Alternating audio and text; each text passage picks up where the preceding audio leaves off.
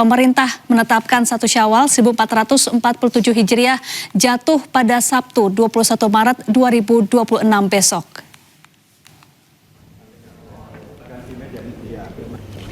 Penetapan ini didasarkan pada keputusan sidang isbat yang dipimpin Menteri Agama Nasaruddin Umar di kantor Kementerian Agama Jakarta. Berdasarkan hasil hisab serta tidak adanya laporan hilal terlihat, disepakati bahwa 1 Syawal ditetapkan oleh Menteri Agama Nasaruddin Umar pada Sabtu 21 Maret 2026. Dengan demikian, berdasarkan hasil hisab serta tidak adanya laporan hilal terlihat, disepakati bahwa 1 Syawal 1447 Hijriah jatuh pada hari Sabtu 21 Maret 2026.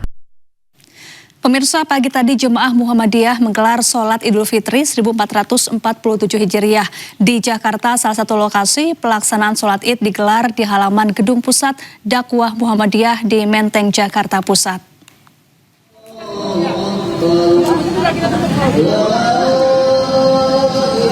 Sejak pagi, ribuan jemaah Muhammadiyah berdatangan dari berbagai wilayah di Jakarta dan sekitarnya. Halaman Gedung Pusat Dakwah Muhammadiyah di Menteng, Jakarta Pusat dipenuhi jemaah hingga saf sholat meluas ke ruas jalan di sekitar gedung. Sholat Id dipimpin Imam Masjid At-Tanwir Pengurus Pusat Muhammadiyah Ahmad Maulana Yusuf.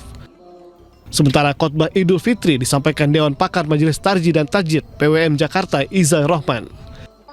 Salat Idul Fitri ini juga diikuti sejumlah tokoh dan pejabat pemerintah, diantaranya penasihat khusus Presiden bidang Haji Muhajir Effendi. Lebarannya sama gitu ya, jadi baik yang lebaran hari ini maupun besok itu ya sama-sama taat kepada pemerintah. Ini yang harus kita tekankan, karena saya lihat ada kecenderungan dimanipulasi seolah-olah yang tidak ikut lebaran besok itu adalah yang tidak taat kepada pemerintah, kemudian pakai Al-Qur'an gitu ya, gitu itaku atiullah wa rasul wa ulil amru minkum. Bukan itu urusannya. Ini juga bukan soal taat kemudian harus semuanya bareng, itu bukan. Itu ini yang perlu saya sampaikan. Suasana hikmat terasa sejak takbir berkumandang. Meski di tengah kepadatan, jemaah tetap mengikuti rangkaian sholat dengan tertib. Aparat kepolisian berjaga dan mengatur lalu lintas di sekitar gedung guna mengantisipasi kepadatan kendaraan. Dari Jakarta, Yasmin Atania, Jamie Yasin, iNews melaporkan. Ya, sementara itu ribuan jemaah Muhammadiyah di sejumlah kota di tanah air hari ini melaksanakan sholat Idul Fitri 1447 Hijriah. Allahu Akbar. Ribuan jemaah Muhammadiyah Kota Yogyakarta merayakan hari kemenangan dengan melaksanakan sholat Idul Fitri 1447 Hijriah di pelataran Masjid Gede Kauman. Masjid Gede Kauman yang berada dekat dengan alun-alun utara Kota Jogja ini menampung 3 ribuan jemaah. Imam dan khatib sholat Idul Fitri dipimpin Ustaz Muhammad Izul Muslimin. Ketetapan 1 Syawal di pedoman di Masjid Gede Kauman ini berdasarkan pada keputusan pimpinan Pusat Muhammadiyah yang berdasarkan kalender Hijriah Global Tunggal. Di Denpasar, Bali, jemaah Muhammadiyah menggelar sholat Id tepat sehari setelah perayaan Nyepi Caka 1948. Bertempat di lapangan utama Niti Mandala Renon Denpasar, ribuan jemaah Muhammadiyah dari Denpasar dan sekitarnya melangsungkan sholat Id dengan hikmat. Bagi umat Muslim di Bali, sholat Id persis usai perayaan Nyepi memberikan nuansa yang berbeda. Perayaan Idul Fitri tahun ini kental dengan toleransi antar umat beragama yang sangat tinggi. Sementara itu di Sidoarjo, Jawa Timur, meski tinggal jauh di luar kota Sidoarjo, ratusan warga korban lumpur lapindo asal Porong Sidoarjo sholat Id di sebuah lapangan samping Masjid Nurul Azhar depan Tanggul Lumpur Porong Sidoarjo. Menghadirkan imam dan khatib Kiai Haji Fauzi Mansur, sholat Id ratusan warga korban lumpur lapindo di Porong Sidoarjo ini berjalan dengan hikmat. Seakan menjadi tradisi tahunan untuk bernostalgia, ratusan warga korban lumpur yang awalnya tinggal di sekitar Porong ini sengaja datang ke Porong hanya untuk sholat Id bersama dengan kerabat dan keluarga mereka. Tim Liputan iNews melaporkan. Ya, sementara itu Arab Saudi tetapkan Idul Fitri jatuh pada Jumat 20 Maret 2026. Penetapan tersebut diumumkan resmi oleh otoritas kerajaan setelah melakukan pemantauan hilal bulan baru Syawal. Ya, dikutip dari pengumuman Haramain Info, pihak otoritas Kerajaan Arab Saudi menyatakan bulan sabit belum terlihat di wilayah Arab Saudi. Mahkamah Agung Arab Saudi memutuskan Kamis adalah hari terakhir bulan Ramadan, sehingga Jumat menjadi hari pertama Idul Fitri tahun ini. Mahkamah Agung juga menyampaikan ucapan selamat Idul Fitri kepada Raja Salman bin Abdul Aziz Al Saud, putra mahkota Muhammad bin Salman, serta seluruh warga negara, penduduk, dan umat Islam. Sementara Kementerian Agama akan melakukan sidang isbat penentuan 1 Syawal 1447 Hijriah pada kemarin. Hasil pantauan hilal akan dijadikan landasan apakah Idul Fitri tahun ini jatuh pada Jumat atau Sabtu.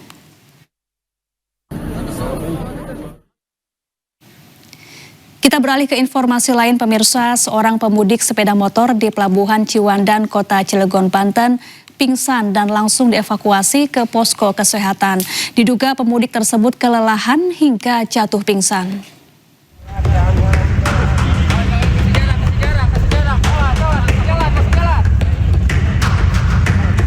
Petugas mengevakuasi seorang pemudik remaja ke posko kesehatan Palang Merah Indonesia. Pemudik tiba-tiba jatuh pingsan saat menunggu antrian untuk masuk ke dalam kapal di Pelabuhan Ciwandan, Kota Cilegon, Banten. Pemudik tersebut sebelumnya sempat mengeluh pusing dan mual saat berada di area buffer zone. Menurut orang tuanya, mereka hendak mudik dari Tangerang ke Bandar Lampung. Tim tenaga kesehatan menduga pemudik wanita tersebut pingsan karena kelelahan.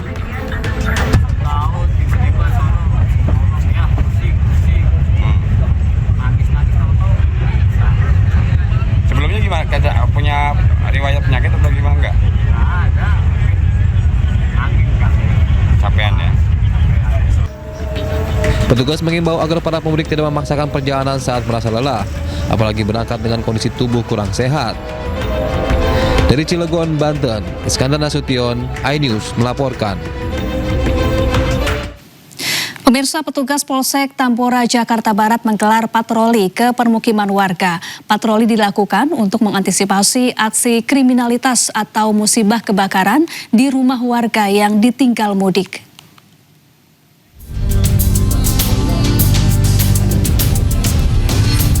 Menyusuri gang-gang sempit, petugas kepolisian Polsek Tambora, Jakarta Barat bersama petugas Satpol PP pada Kamis malam berpatroli di rumah-rumah warga yang terletak di Jalan Laksa, Jembatan 5 Tambora. Satu persatu petugas memeriksa rumah warga yang ditinggal mudik. Petugas pastikan kondisi rumah sudah terkunci rapat dan aliran listrik telah dipadamkan. Petugas mengimbau kepada pengurus lingkungan dan warga yang tidak melakukan mudik untuk bersama-sama menjaga keamanan rumah tetangga mereka yang ditinggal mudik. Hal ini untuk mengantisipasi aksi pencurian dan musibah kebakaran. Kami dari Polsek Tambora, Polres Jakarta Barat melakukan patroli, melakukan pelayanan kepada masyarakat. Bagi yang mudik untuk kos-kosan maupun kontrakan, kami patroli untuk keamanan, lanjut untuk menghindari hal-hal yang tidak diinginkan, terutama kebakaran. Mengingatkan masyarakat untuk melepas gasnya, lanjut listrik-listrik yang tidak terpakai wajib dicopot kalau ditinggalkan. Atas bantuannya. Patroli Kamtipmas ini akan terus digelar petugas agar masyarakat dapat merasa aman dan nyaman dalam merayakan Lebaran. Dari Jakarta, Miftahul Gani, iNews melaporkan. Ya, Polda Metro Jaya melakukan sejumlah pengamanan untuk kegiatan malam takbiran hari ini. Polisi mengimbau masyarakat tidak melakukan konvoi dalam perayaan malam takbiran. Kesempatan ini kami menghimbau kepada masyarakat ibu kota kiranya untuk melaksanakan malam takbir tidak melaksanakan konvoi, bisa memakmurkan masjid-masjid di lingkungan sekitar, di lingkungan sendiri. Jadi kami berharap tidak melaksanakan kegiatan konvoi. Termasuk juga informasi besok akan dilaksanakan kegiatan Car Free Night khusus di ruas jalan Sudirman Tamrin, di mana akan ada kegiatan pawai dimulai dari Patung Kuda sampai dengan HI. Ini ruas jalan ini akan kami tutup mulai pukul 18 sampai dengan 22 direncanakan. Mungkin bisa menjadi 23 ataupun 24.00. Untuk di ruas jalan Sudirman Tamrin sendiri tidak kurang dari 557 personil kita terjunkan karena ada beberapa ruas jalan yang nantinya akan kita rekayasa, termasuk antisipasi sekiranya banyak antusias masyarakat yang akan datang ke tempat ini. Kami akan membuat simpul-simpul pengalihan, termasuk juga keterbatasan kantong parkir yang ada. Ini yang tentu harus kami antisipasi sehingga aktivitas masyarakat lain tetap bisa berjalan. Ya, sementara itu aksi pungli dialami pengendara mobil yang mudik ke Aceh. Dengan dalih pengawalan, pengendara mobil dimintai uang Rp500.000. Mau ke Aceh, Bang? Mau ke Aceh? Oh, macet kali ini, Bang. Ini nggak kekontrol nih, Bang. Kalau mau kita bantu, Bang, mau, Bang? Nggak usah lah, Bang. Kita ini jalan santai juga. Dalam video yang viral, pengemudi yang terjebak kemacetan dihampiri seorang pemuda. Pemuda ini kemudian menawarkan jasa pengawalan bebas macet seharga Rp500.000. Situasi sempat memanas ketika pengemudi menolak tawaran para pemuda.